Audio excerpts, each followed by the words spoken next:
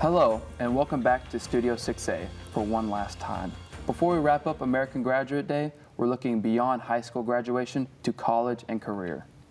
College is getting more expensive every year, prompting President Obama and others to suggest free community college or other changes to federal scholarships and grants. At UT Austin, administrators have a goal to increase the percentage of students who graduate in 4 years.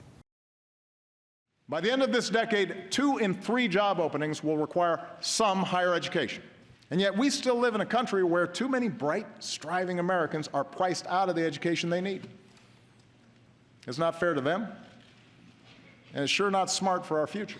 I always joke that when I was 18, I wanted to be a lawyer because I was poor and my uncle drove a Mercedes. And I asked him one day, "What do you do for a living?" And he said, "I'm a lawyer." And that's how I knew that's what I wanted. That arc for me is really very similar to the arcs that most students will have in life. There was an article that had a pretty blunt headline that said, "Rich kids graduate, poor kids often do not." If you take a look at whether or not a student is going to graduate, the most important indicator that they will struggle is if they come from an under-resourced background. There's the issue of financial aid. The kind of money you get can be really a problem. You can have 2 different students attending the same school, but if college is affordable for one, they'll do things such as attend school full-time.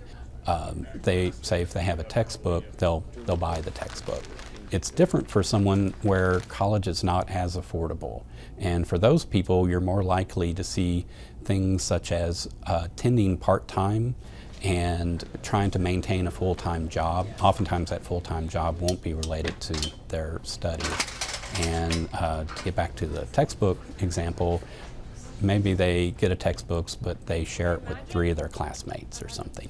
Those kinds of students, and commuter students in general, are the ones far less likely to graduate in 4 years. The issue that we have to deal with here is that they don't really have the money to be able to hang in there and graduate in 5 years or 6 years.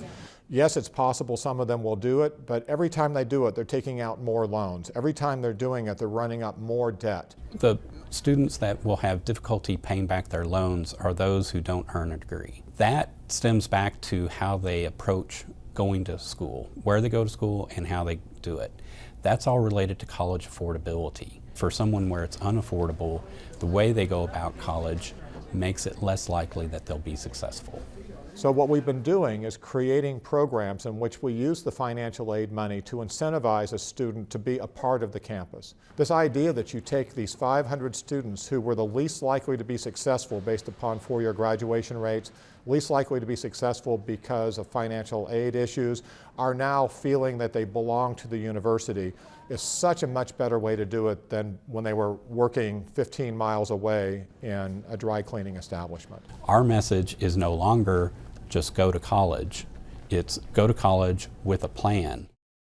As the cost of college goes up, more high schools are preparing students for the workforce with certification options or opportunities to earn college credit before they leave 12th grade. The Early College High program lets students earn an associate's degree by the time they graduate high school. Students take accelerated high school classes and integrated coursework at Austin Community College, where tuition is waived for students in the program. As a parent, this is your opportunity to help your child become a college student in a very supportive way, and the best thing yet, it's free to you as a parent. We share the costs between the community college and the high school. It felt like getting 2 things done in high school and getting you college ready. Our last champion of the day is helping students prepare for life after high school, and even keeps helping out once her students become graduates. Here's Cedar Ridge student Gabe Klein's story about why Katie Meisner is an American Graduate Champion. My name is Joseph Klein, and my American Graduate Champion is Casey Meisner.